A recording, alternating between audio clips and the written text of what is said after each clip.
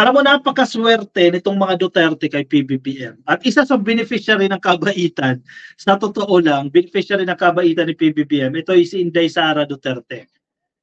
Sa dami ng nang-aaway kay Sara Duterte, si PBBM, ganoon pa rin yung malasakit niya para sa Vice Presidente. Kung salbahe talaga ang presidente, ito inuulit-ulit natin. Kung salbahe ang presidente, sasamantalahin niya itong galit ng taong bayan kay Sara Duterte para maglagay siya ng statement, magbigay siya ng statement para tuluyang mabagsak, masira itong si Sara Duterte. Pero hindi eh. Hindi yun ugali ni PBBM. Sa kabila ng mga pang-aapi, mga fake news na pinakalat ng kampo ni Duterte, sa kabila ng mga dikta, mga utos o pambabastos ng kampo ng Maisog, kampo ni Digong kay PBBM, nirerespeto pa rin ni PBBM si Sara Duterte na nag-iisa na lang ka-coffee na may chance sa politika ka-coffee ng national position, no? Nirerespeto pa rin ni PBBM yan. In fact, ito nagpasalamat pa siya dahil sa naging trabaho niya, kung ano man yung natrabaho niya sa DepEd, nagpasalamat pa rin po si Pangulong Bongbong Marcos dito kay Inday Sara Duterte. Di ba? Palpak nga raw ang naging trabaho dyan eh. Pero nagpasalamat pa rin si PBBM. Sige, thank you pa rin for your service. Diba? Ganyan kabait lang si PBBM. Kaso naabuso nitong mga miyembro nitong kabilang side eh. Inaabuso nyo yung kabaitan ng presidente. Nasa balita ng Manila Bulletin, President Marcos has expressed his gratitude to Vice President Sara Duterte for heading the Department of Education or DepEd for 2 years, citing the demands of the education sector that she was able to handle. Ano bang nagawa ni VP Inday Sara Duterte sa DepEd?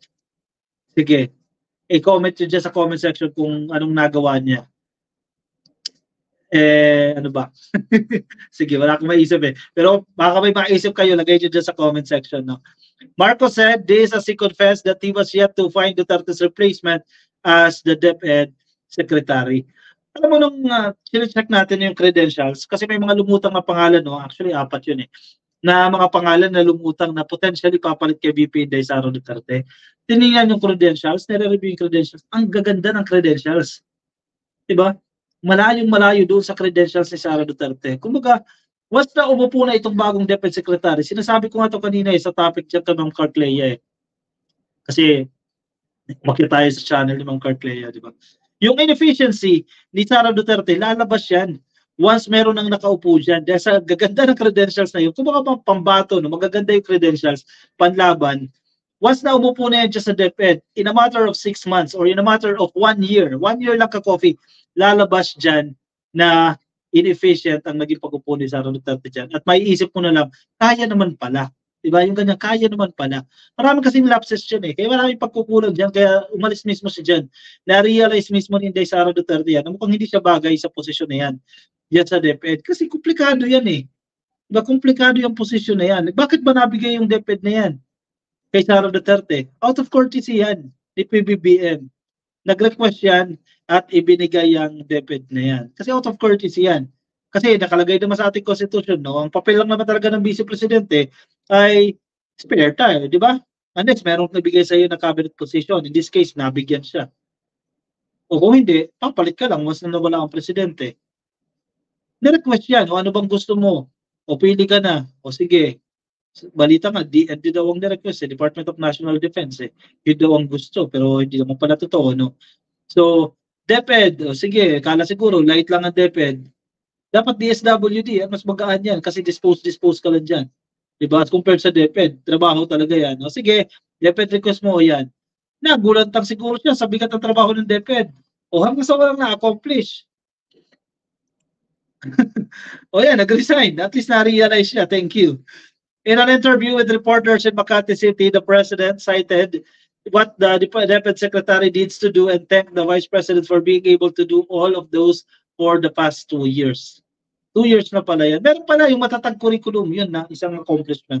O, nagiging fair tayo kay DepEd Secretary yung matatag curriculum, pero hindi natin alam kung ano naman ang curriculum na yun. That requires a very good hand on the pillars of the DepEd who can manage it properly, who understands the bureaucracy, who understands how to use the budget properly. Wow, budget? Uy, nalolaki yung mata pag budget, confidential funds. Wow. Kaya pala eh. Ang laki kasi ng budget ng DepEd eh. Siguro kaya isa yung dahilan kung bakit nirequest yan. That's why we have to thank Inday Sara for really the effort that she put in. Pero hindi pa rin sapat yung effort na yan. Marami po kailangan problema. Marami dapat na solusyonan na hindi nasolusyonan. According to Marcos, the next DepEd secretary has big shoes to fill as there is much to do, particularly in bringing the test scores up. Exactly. Bagsak na bagsak kasi tayo. There's a great deal more of work to be done and we'll find the right person to do it, sabi ni PBBM. Kaya sabi niya, ba't napagsamantalang madi-delay? Supposedly, today sana inilabas ni PBBM kung sino yung papalit na DepEd secretary. Pero humirit siya ng ilang araw po ng extension dahil medyo marami-raming kailangan i-review ka-coffee dun sa mga credentials, no, sa mga curriculum vitae ng mga posibleng maging DepEd secretary. Pero for sure, kung sino yung mapipili ni PBBM na magiging DepEd secretary, way better than Sara Duterte. I can assure you that. Sigurado tayo dyan, ka-coffee. Tiyak na tiyak tayo dyan. Kung sino yung mapili niya doon sa apat na magaganda ang credentials, sigurado mas maganda, better, best, o hindi man best, better than Sara Duterte's performance sa mangyayari dyan sa DepEd. Vice President Duterte has resigned from all her cabinet posts on June 19. Her resignation takes effect on July 19. She did not give a reason for her stepping down from the post.